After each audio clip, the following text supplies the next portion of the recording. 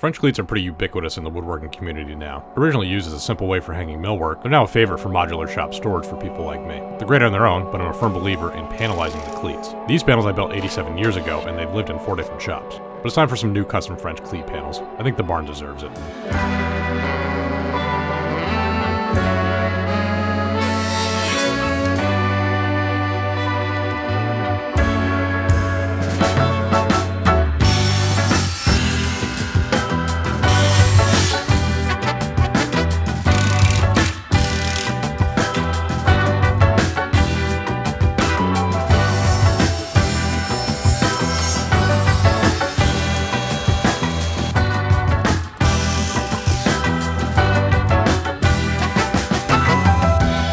Wood beam here that spans the width of the barn. Whoa, watch yourself. It's structure that's used to hold up a metal I-beam at the ridge that used to be used as a hoist.